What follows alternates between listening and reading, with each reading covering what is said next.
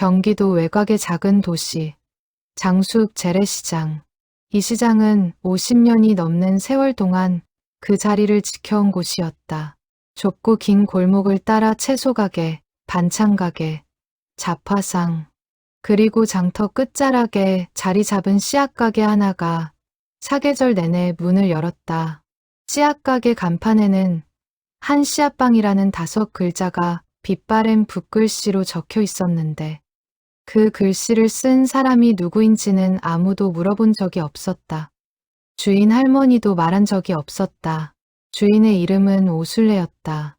올해로 82살, 허리가 약간 굽어 있었고 흰 머리카락을 단정히 쪽 진 채 늘 연한 하늘색 앞치마를 두르고 있었다. 그 앞치마에는 씨앗 봉지들을 정리하다 묻은 흙이 늘 조금씩 남아 있었다. 오술래 할머니에게 그것은 훈장 같은 것이었다. 살아온 날들의 흔적, 살아남은 증거. 씨앗 가게는 이른 아침부터 문을 열었다. 할머니는 새벽 5시에 일어나 가게로 나왔다. 씨앗들을 하나하나 점검하고 봉지에 날짜와 품종을 또박또박 써넣고 손님이 오기 전에 가게 앞 좁은 마당을 빗자루로 쓸었다. 그것이 오술래 할머니의 하루가 시작되는 방식이었다. 그런데 매주 목요일에는 조금 달랐다. 목요일 오전 10시가 되면 할머니는 가게 안쪽 깊숙한 곳에 놓인 낡은 나무 서랍을 열었다. 그 서랍은 자물쇠로 잠겨 있었는데 열쇠는 항상 할머니의 목걸이 안에 들어 있었다. 서랍 안에는 작은 천 주머니 하나가 있었다. 남색 광목으로 만든 주머니였는데 가장자리에 작은 매화꽃이 수놓아져 있었다. 할머니는 그 주머니를 꺼내 손바닥 위에 올려놓고 한동안 가만히 바라보았다. 주머니 안에는 씨앗이 들어 있었다. 봉선화 씨앗이었다. 작고 갈색에 손끝으로 만지면 금방 부스러질 것 같은 씨앗들. 그 씨앗들은 할머니가 직접 받아 말린 것이 아니었다. 누군가로부터 받은 씨앗이었다. 언제 받았는지, 얼마나 오래되었는지 그것을 아는 사람은 이 세상에 오술래 할머니 혼자뿐이었다. 할머니는 씨앗 봉지를 손에 쥔 채 의자에 앉았다. 그리고 창밖을 바라보았다. 시장 골목을 오가는 사람들, 리어카 소리, 장수 아저씨의 목소리들이 파도처럼 밀려왔다가 빠져나갔다. 할머니는 그 속에서 혼자 아주 먼 곳을 향해 눈을 고정하고 있었다. 아직도 살아있을까? 할머니는 중얼거렸다. 누구에게 하는 말도 아니었다. 그냥 숨처럼, 습관처럼 흘러나오는 말이었다. 그 말을 할 때 할머니의 눈에는 언제나 옅은 빛이 감돌았다. 슬픔도 아니고 기쁨도 아닌 그 중간 어딘가에 있는 빛이었다. 씨앗을 다시 주머니에 넣고 주머니를 서랍에 넣고 서랍을 잠그는 것으로 할머니의 목요일 의식은 끝이 났다.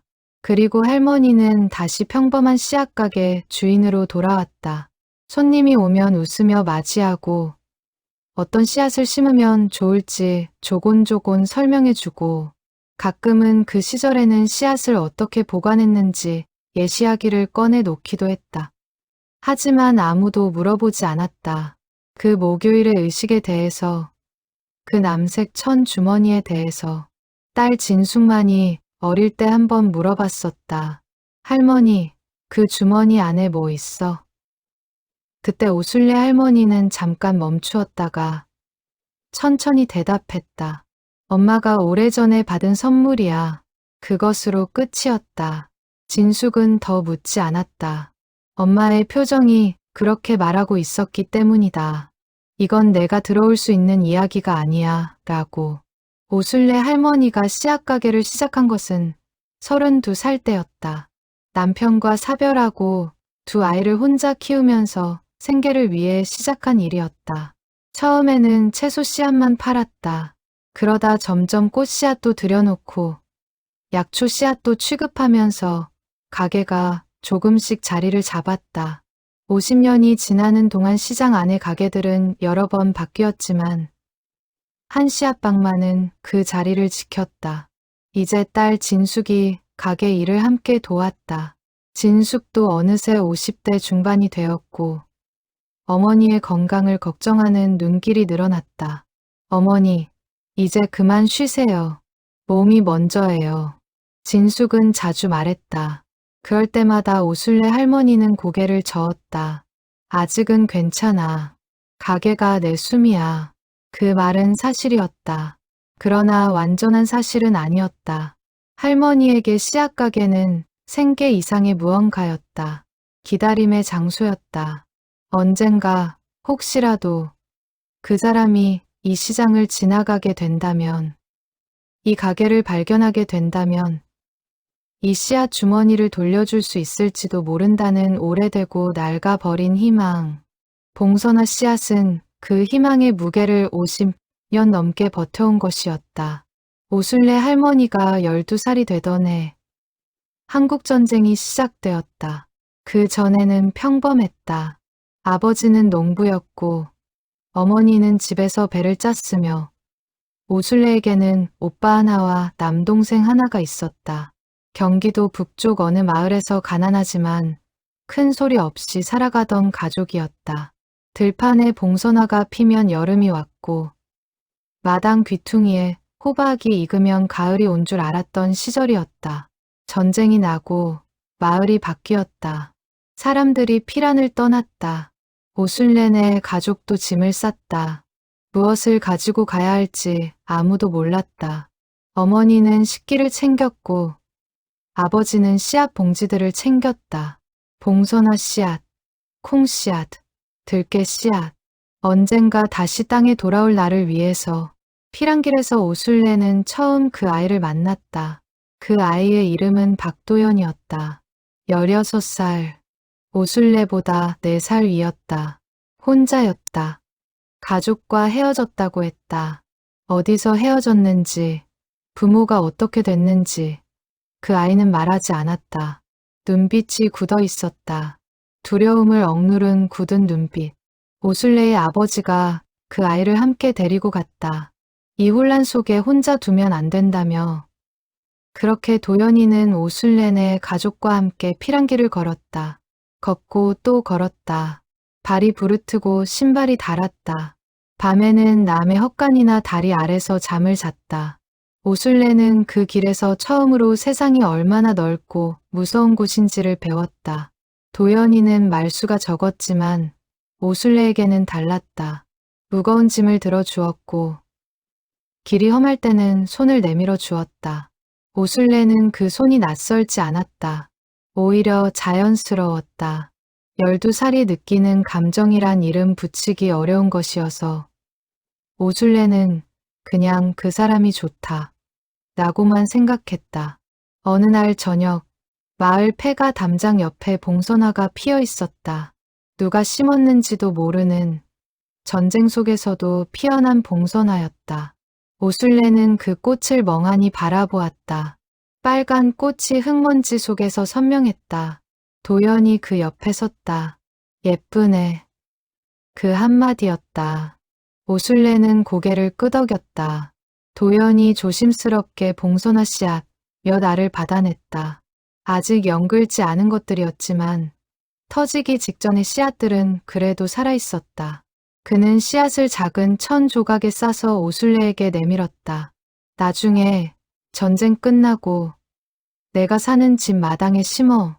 그럼 내가 찾아갈게. 12살 소녀와 16살 소년 사이에서 나눈 말이었다. 세상이 무너지는 와중에 작은 씨앗 하나에 기약을 담은 말이었다. 오순래는 씨앗을 받아주었다. 마음 한쪽이 떨렸다. 두려움과 다른 어떤 것이 뒤섞인 떨림이었다. 꼭 찾아와. 오순래가 말했다. 그것이 약속이었다. 그러나 약속은 지켜지지 못했다. 사흘 뒤 퇴각하는 군인들이 지나는 혼란 속에서 오순래네 가족과 도연이가 뿔뿔이 흩어졌다. 삽시간의 일이었다. 사람들이 달리고 소리를 지르고 포성이 울리고 연기가 피어오르는 그 순간에 오순래는 어머니의 손을 잡고 달렸다. 뒤를 돌아볼 틈이 없었다. 도연이의 이름을 불렀다. 소리가 연기와 포성에 묻혔다. 그것이 마지막이었다. 오술래는 어머니, 남동생과 함께 남쪽으로 내려왔다. 아버지와 오빠는 끝내 찾지 못했다. 피란지에서 몇 달을 보내다 전쟁이 소강 상태에 들어서자 살아남은 가족끼리 경기도 남쪽 작은 마을에 자리를 잡았다. 지금의 장수읍이었다. 씨앗은 그 모든 길을 함께했다.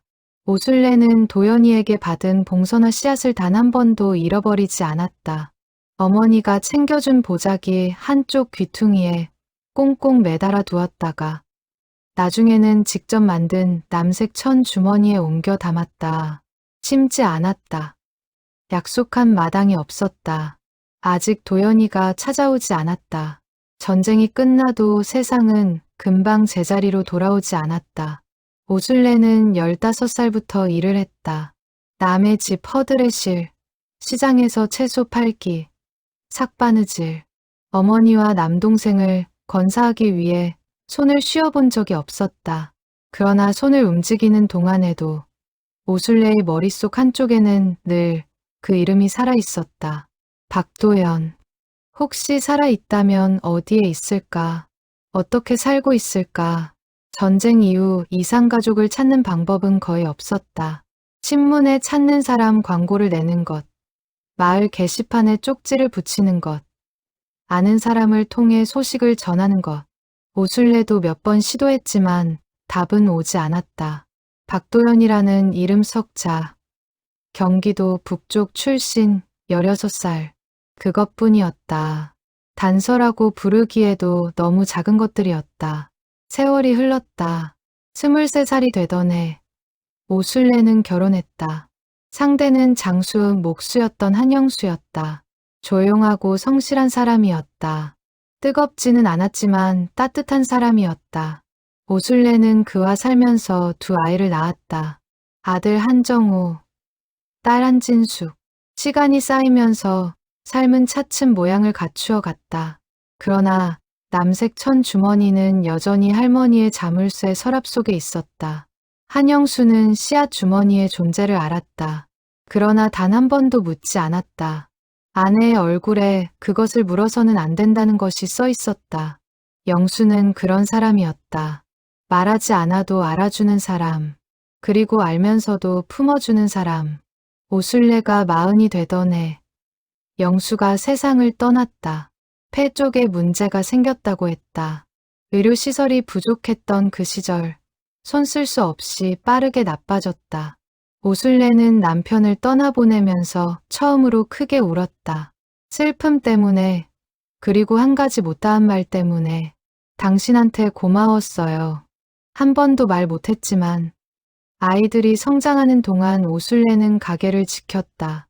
씨앗 가게는 그녀에게 살아야 하는 이유가 되어 주었다. 손님들이 씨앗을 사가고 이듬해 봄에 꽃이 피었다며 인사를 하러 올 때 오술래는 뿌듯했다. 작은 씨앗 하나가 겨울을 건너 꽃이 된다는 사실이 삶이란 것과 닮아 있다고 생각했다. 시간이 지날수록 도연이에 대한 기억은 흐려지지 않고 오히려 또렷해졌다. 이상한 일이었다. 오래된 것들은 흐릿해지는 법인데 그 피란길의 기억, 봉선화, 꽃 씨앗을 내밀던 손, 나중에 찾아갈게, 나는 말. 그것들은 지워지지 않았다. 오술래는 어느 날 딸 진숙에게 말했다. 진숙아, 엄마가 젊을 때 아주 짧게 알았던 사람이 있어. 누구요? 전쟁통에 헤어진 사람, 다시 만나지 못한 사람. 진숙은 어머니의 눈빛을 보았다. 그리고 조용히 고개를 끄덕였다. 많이 보고 싶었어요? 보고 싶다는 게 아니야. 그냥 잘 살았으면 하는 거야. 살아있기만 해도 돼. 진숙은 그날 밤 혼자 울었다. 어머니의 말 속에 얼마나 긴 세월이 들어있는지를 느꼈기 때문에. 오술래는 그 뒤로도 매주 목요일이면 서랍을 열었다. 씨앗 주머니를 꺼내 보았다. 씨앗들은 해가 갈수록 발화력을 잃어가고 있었다. 씨앗도 늙는 것이었다. 그러나 오술래는 여전히 그것을 간직했다. 씨앗의 생명력이 아니라 씨앗에 담긴 말 때문에 나중에 찾아갈게. 그 말이 씨앗 속에서 아직 잠들어 있다고 오술래는 믿었다. 한진숙이 55살이 되던 해 가을, 어머니의 건강이 처음으로 크게 나빠졌다. 새벽에 가게 나오다 현기증으로 쓰러진 것이었다. 다행히 옆 가게 아저씨가 발견해 병원으로 데려갔다. 혈압 문제였다. 의사는 입원을 권했지만 오술래 할머니는 완강히 거부했다. 씨앗 정리가 안 됐어. 가을 씨앗은 지금 받아놓지 않으면 내년 봄이 없어. 할머니의 논리는 언제나 씨앗이 먼저였다. 진숙은 어머니 손을 잡고 병실 침대 옆에 앉아 있었다. 링거가 꼬칭가는 팔을 보면서 진숙의 눈물이 멈추질 않았다. 어머니, 이제 그만하세요. 몸이 이러시면 조금만 더가 몇 년째예요. 오술래 할머니가 창밖을 바라보았다. 병실 창으로 가을 하늘이 보였다. 진수가, 예, 엄마가 그 씨앗 주머니 있잖아. 진숙은 조용히 고개를 들었다. 어머니가 그 이야기를 꺼내는 것은 드문 일이었다. 그거 돌려줘야 하는 씨앗이야. 누구한테요? 박도연이라는 사람한테. 전쟁 때 헤어진 사람. 그 사람이 내 손에 쥐어준 씨앗이야. 진숙은 가슴이 먹먹해졌다. 처음 듣는 이름이었다. 박도연. 어머니가 70년 넘게 간직해온 이름. 찾아봤어요? 그 사람? 찾을 방법이 없었어. 전쟁 통이라. 이름이랑 나이밖에 몰랐으니까. 지금은요? 요즘은 방법이 많잖아요. 오술래 할머니가 천천히 고개를 흔들었다. 이미 늦었을 거야. 살아있다면 80이 훌쩍 넘었을 텐데. 그 나이에 찾아봤자 서로 놀라게만 하는 거지. 그래도 혹시가 50년 동안 나를 안쳐둔 말이야. 대화는 거기서 끊겼다. 진숙은 더 이상 말을 잇지 못했다. 어머니의 체념 속에 얼마나 많은 애가 담겨 있는지 가늠조차 할 수 없었다. 사흘 뒤 할머니는 퇴원했다. 그리고 다음 주 목요일 여전히 서랍을 열었다. 진숙은 그날 가게 구석에서 어머니를 지켜봤다. 나무 서랍을 열고 천 주머니를 꺼내고 손바닥 위에 올려놓고 한참을 바라보는 어머니. 할머니의 옆 얼굴이 창가 빛을 받아 환하게 빛났다. 주름진 얼굴이었지만 그 표정 속에 무언가 소녀 같은 것이 남아 있었다. 진숙은 핸드폰을 꺼내 들었다. 찾아보자. 찾아볼 수 있을지 모르지만 찾아보자. 인터넷 이상가족 찾기 사이트에 접속했다. 이름, 나이, 출신 지역, 박도연, 1935년생, 경기도 북부. 검색 버튼을 눌렀다. 결과가 없었다. 진숙은 다른 방법을 찾기 시작했다. 대한적 십자사 이상가족 찾기 신청, 지역 노인복지관에 연락, 어르신 소식지에 찾는 사람 게재 요청. 그것들을 하나하나 해나가면서 진숙은 이 일이 어렵다는 것을 알면서도 멈출 수 없었다. 어머니가 70년을 기다렸다. 딸인 내가 한 번은 찾아봐야지. 어머니에게는 말하지 않았다.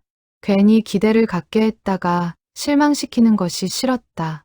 진숙은 조용히 혼자서 찾는 일을 계속했다. 2달이 지났다. 가을이 겨울이 되었다. 답이 없었다. 진숙은 어느 저녁 혼자 앉아 생각했다. 어쩌면 어머니 말이 맞을 수도 있다. 이미 늦었을 수 있다. 70년이라는 세월은 사람의 삶을 완전히 바꾸어 놓는 시간이니까 그 사람도 이미 다른 삶을 살아왔을 것이고 다른 가족이 생겼을 것이고 어쩌면 이미 세상을 떠났을 수도 있다. 그렇게 생각하면서도 진숙은 포기하지 않았다. 그 봉선화 씨앗이 아직 주머니 안에 있는 한 기다림은 아직 끝난 게 아니라는 것을 알았으니까. 장숲 중앙 노인정은 시장에서 걸어서 5분 거리에 있었다. 오술래 할머니는 일주일에 2번, 수요일과 금요일 오후에 노인정에 들렀다. 점심을 함께 먹고 잠시 앉아 이야기를 나누다 가는 것이 습관이었다. 나이가 들면서 혼자 있는 시간이 길어졌고 가게 문을 닫은 오후 시간을 어디에 두어야 할지 몰랐다. 노인정은 그 시간을 채워주는 곳이었다. 노인정에는 늘 비슷한 얼굴들이 있었다. 김말순 할머니, 이복덕 할아버지, 박명자 할머니, 오래된 이웃들이었다. 그 사람들과 나누는 이야기는 되게 비슷했다. 손주 이야기, 아픈데 이야기, 요즘 시장 물가 이야기. 그것도 나름 좋았다. 그해 11월 초 노인정에 새로운 얼굴이 나타났다. 노인정 담당 복지사 이선영 씨가 소개했다. 어르신들, 새로 장수읍으로 이사 오신 분이에요. 박도연 어르신이십니다.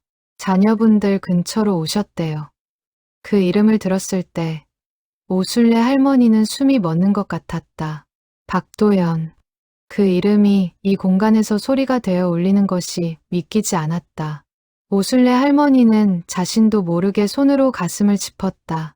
심장이 빠르게 뛰고 있었다. 소개를 받은 노인은 흰 머리카락이 성기게 남아 있었고 지팡이를 짚고 있었다. 허리가 많이 굽었다. 눈은 약간 흐려 있었지만 눈매의 모양이 오순례 할머니는 70년 전의 기억을 더듬었다. 그 굳어있던 눈빛, 말수 적었던 소년. 그러나 알아볼 수 없었다. 70년이었다. 16살 소년의 흔적이 86살 노인의 얼굴에 남아있다고 말할 수 있는 사람이 있을까? 오순례 할머니는 조용히 앉아 있었다. 심장이 쿵쾅거렸다. 이름이 같다고 해서 같은 사람일 리 없다. 박도연은 그리 드문 이름이 아니었다. 새로운 노인은 자리에 앉아 조용히 차를 받았다. 말이 적은 사람이었다. 다른 분들이 인사를 건네도 짧게만 대답했다. 오순례 할머니는 눈길을 거두지 못했다. 그 노인이 문득 창밖을 바라보았다. 창 너머로 시장 골목이 보였다. 오래된 간판들, 천막, 리어카. 그 노인의 눈이 어딘가에 멈추었다. 오순례 할머니는 그 눈빛이 낯설지 않다고 느꼈다. 먼 곳을 바라보는 눈빛. 그것이 낯설지 않았다. 며칠 뒤 수요일, 오순례 할머니는 다시 노인정에 갔다. 박도연 노인도 나와 있었다. 오늘은 창가 자리에 앉아 있었다. 노인정 담당 복지사가 각자 이름을 불러가며 소개하는 시간이 있었다. 박도연 노인 차례가 되었다. 경기도 북쪽 출신이시고요. 전쟁 때 피란 오셔서 쭉 서울 쪽에 사셨대요. 이제 자제분 가까이 오신 거예요. 경기도 북쪽 출신. 오순례 할머니의 손이 자신도 모르게 무릎 위에서 꼭 쥐어졌다. 설마가 사람을 잡는다. 이름이 같고 고향이 비슷하다고 같은 사람일 리가 없다. 그런데 오순례 할머니의 입술이 저절로 열렸다. 어르신, 실례지만 박도연 노인이 천천히 고개를 돌렸다. 오순례 할머니가 말하려다 멈추었다. 무슨 말을 해야 할지 몰랐다.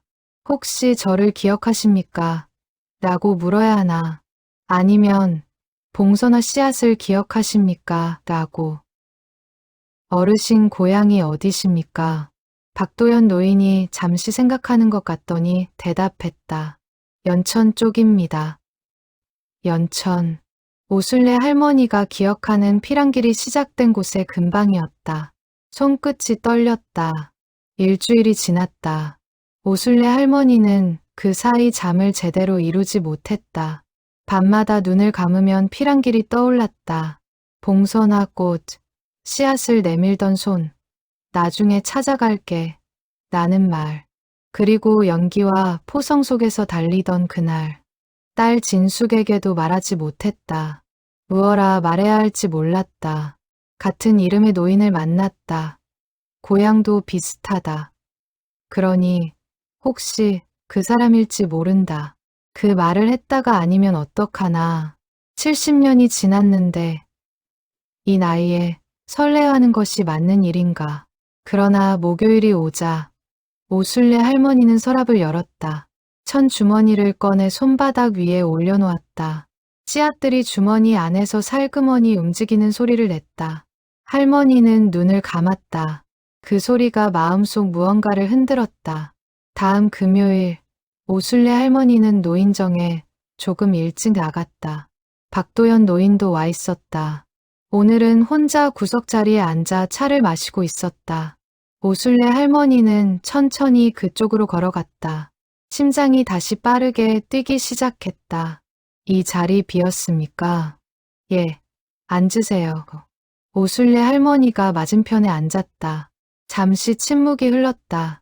창밖으로 겨울 바람이 나뭇가지를 흔드는 것이 보였다. 저는 시장에서 씨앗 가게 합니다. 한 씨앗방이라고요. 박도연 노인이 고개를 살짝 들었다. 씨앗 가게요. 예, 오래됐어요. 50년 넘었어요. 그렇군요. 또 침묵. 오순례 할머니가 숨을 한 번 깊게 들이켰다. 어르신, 실례되는 말 여쭤봐도 됩니까? 예, 말씀하세요. 봉선화 씨앗을 아십니까? 박도연 노인이 찻잔을 내려놓았다. 천천히. 그리고 오순례 할머니를 바라보았다. 흐린 눈 속에 무언가가 움직이는 것 같았다. 봉선화요. 예, 오래전에 전쟁 때 피란길에서 누군가한테 봉선화 씨앗을 받았어요. 나중에 찾아가겠다고 했던 사람한테서요. 박도연 노인의 얼굴이 굳었다. 오순례 할머니는 계속 말했다. 목소리가 떨렸다. 혹시 그게 어르신이십니까? 긴 침묵이었다. 박도연 노인이 천천히 눈을 감았다가 떴다. 피란길에서 어린 여자애한테 봉선화 씨앗을 준 기억이 있습니다. 오순례 할머니의 눈에 눈물이 맺혔다. 저입니다. 두 사람 사이에 아무 말도 없었다. 노인정 안에 사람들의 웅성임이 있었지만 그 두 자리만은 조용했다. 70년이라는 시간이 그 두 사람 사이에 조용히 내려앉고 있었다. 박도연 노인의 눈 가장자리가 붉어졌다. 살아 있었군요. 겨우 그 말이 오순례 할머니의 눈물을 흘러내리게 했다. 예, 살아 있었습니다. 노인정 구석 자리의 두 노인은 한동안 아무 말도 하지 않았다. 할 말이 너무 많아서 말이 나오지 않는 사람들처럼 그냥 서로를 바라보았다. 흰 머리카락, 주름진 얼굴, 지팡이. 그러나 그 눈 안에는 70년 전 그 소년과 소녀가 아직 거기 있었다. 봉선화 씨앗이 아직 살아 있었던 것처럼. 그 다음 주 오순례 할머니는 처음으로 씨앗 주머니를 가방에 넣어 노인정으로 갔다. 박도연 노인은 이미 와 있었다. 오순례 할머니를 보자 반갑다는 듯 손을 들어 보였다. 그 작은 동작이 오순례 할머니는 이상하게 코끝을 찡하게 했다. 손을 드는 방식이 옛날에도 저랬던 것 같기도 하고 아닌 것 같기도 했다. 70년이 흘렀다. 기억이 흐릿한 것은 당연한 일이었다. 두 사람은 구석자리에 나란히 앉았다. 어르신은 피란 때 어떻게 됐습니까? 오순례 할머니가 먼저 물었다. 박도연 노인이 잠시 생각에 잠겼다가 이야기를 시작했다. 그날 혼란 속에서 뿔뿔이 흩어졌을 때 도연이는 혼자 남쪽으로 걸었다. 방향을 알 수 없었다. 군인들을 따라갔다가 방향이 바뀌었고 낯선 마을을 지나서 결국 혼자 부산까지 내려왔다. 거기서 구호단체의 도움을 받아 임시 수용소에 들어갔다. 부모는 끝내 찾지 못했다. 오빠가 있었는데 그도 마찬가지였다. 전쟁이 끝나고 서울로 올라왔다. 공장에서 일을 시작했다. 작은 기계 부품을 만드는 공장이었다. 손재주가 있어서 금방 기술을 익혔다. 그 기술로 평생을 먹고 살았다. 결혼도 했다. 아내는 10년 전에 먼저 세상을 떠났다. 아이 둘이 있는데 막내가 장수읍으로 이사 오면서 따라왔다. 이야기가 끝났을 때 두 사람은 한동안 창밖을 바라보았다. 힘드셨겠어요. 오순례 할머니가 조용히 말했다. 누구나 그 시절에는 힘들었지요. 저만 그런 게 아니었으니. 그 말에 오순례 할머니는 뜨겁게 울고 싶었지만 참았다. 저도 이야기 드려도 됩니까? 들려주세요. 오순례 할머니도 이야기했다. 피란 뒤 장수읍에 정착한 것. 어머니와 동생을 건사하며 일한 것. 결혼하고 남편과 사별한 것. 씨앗 가게를 50년 넘게 해온 것. 그리고 그 씨앗을 한 번도 심지 않았습니다. 박도연 노인이 눈을 크게 떴다. 왜요? 찾아오신다고 하셨잖아요. 그 집 마당에 심으라고요. 마당에 심으면 찾아올 수 있다고요. 그래서 심지 않았어요. 아직 어르신이 찾아오시지 않았으니까. 박도연 노인의 입술이 잠깐 떨렸다. 70년 동안 가지고 있었습니까? 예, 그 씨앗이 아직 있습니까? 오순례 할머니가 가방을 열었다. 남색 천 주머니를 꺼냈다. 손바닥 위에 올려놓고 박도연 노인에게 내밀었다. 박도연 노인이 한동안 그것을 바라보았다. 그리고 떨리는 손으로 천 주머니를 받아들었다. 손바닥 위에서 씨앗들이 사르락 소리를 냈다. 그의 눈에서 눈물이 흘러내렸다. 이걸 70년을 간직했습니까? 예, 내가 미처 찾아오지 못해서. 찾아오셨잖아요. 지금. 박도연 노인이 천 주머니를 꼭 쥐었다. 손등에 핏줄이 돋아났다. 오순례 할머니도 눈물을 닦을 생각을 하지 않았다. 흘러도 괜찮은 눈물이었다. 노인정 안에 다른 사람들이 무슨 일인지 눈치채기 시작했다. 복지사 이선영 씨가 가까이 왔다가 멈추었다. 그리고 조용히 물러섰다. 이것은 자신이 끼어들 자리가 아니라는 것을 알았다. 두 노인은 한동안 아무 말 없이 앉아 있었다. 70년이 그 조용함 속에서 천천히 녹아내렸다. 일주일 뒤, 한진숙은 어머니로부터 전화를 받았다. 진수가, 가게 좀 일찍 봐. 왜요? 무슨 일 있어요? 손님이 오실 거야. 중요한 손님. 진숙은 영문을 몰랐지만 가게에 나갔다. 어머니는 오래간만에 새 앞치마를 두르고 있었다. 가게 안을 평소보다 더 정갈하게 치워두었다. 씨앗들이 가지런히 정렬되어 있었다. 오후 2시, 지팡이를 짚은 노인 한 명이 가게 앞에 섰다. 오순례 할머니가 나가 맞이했다. 어서 오세요. 오랫동안 기다리셨겠소. 박도연 노인이 말했다. 그 말에는 여러 의미가 담겨 있었다. 오순례 할머니는 그것을 알아들었다. 두 노인이 가게 안 낡은 나무 의자에 앉았다. 진숙은 그 옆에서 차를 끓이면서 이야기를 들었다. 어머니가 서랍에서 아끼던 씨앗 주머니의 주인이 바로 이 노인이었다는 것을. 진숙은 차를 건네면서 처음으로 알았다. 눈물이 나오려 했지만 진숙은 참았다. 며칠 뒤 박도연 노인의 아들 박성민이 가게를 찾아왔다. 40 중반의 남자였다. 정중하게 인사를 했다. 아버지한테 이야기 다 들었습니다. 70년을 씨앗을 간직하신 분이 계시다고요. 별게 아닙니다. 아닙니다. 아버지가 살면서 그 씨앗 이야기를 한 번도 하신 적이 없었어요. 저는 처음 알았어요. 진숙이 옆에서 물었다. 어르신 아버님이 전쟁 때 그 씨앗을 주신 거 기억하셨을까요? 박성민이 잠시 생각하다 말했다. 아버지한테 여쭤봤어요. 기억하셨대요. 아주 오래된 기억이지만 피란길에서 어린 여자애한테 봉선화 씨앗을 준 게 아버지한테도 중요한 기억이었나 봐요. 나중에 꼭 찾아가야 하는데 하셨다고요. 근데 전쟁통에 헤어지고 그 길을 다시 찾을 수가 없었다고요. 진숙과 오순례 할머니는 말없이 그 이야기를 들었다. 그 뒤 잠시 침묵이 흐르다가 진숙이 천천히 말했다. 어머니가 50년 넘게 이 가게를 지키신 게 아마 그 때문이기도 하셨을 거예요. 오순례 할머니는 딸을 바라보았다. 눈빛에 아무것도 감추지 않았다. 그랬어. 혹시 지나가면 볼 수 있지 않을까 했어. 시장이니까. 박성민이 고개를 숙였다. 제 아버지가 아버지 나름으로 찾으려 했을 텐데 연락이 닿지 않았군요. 찾아오셨잖아요.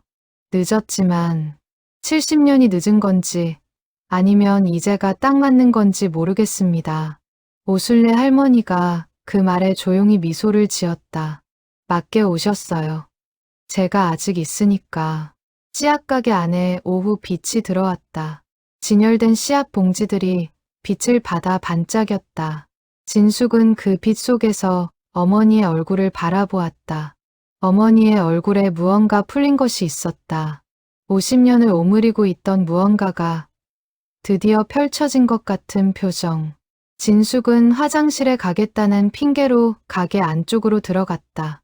거기서 혼자 조용히 눈물을 닦았다. 겨울이 지나고 이른 봄이 왔다. 오순례 할머니와 박도연 노인은 그 사이 여러 번 만났다.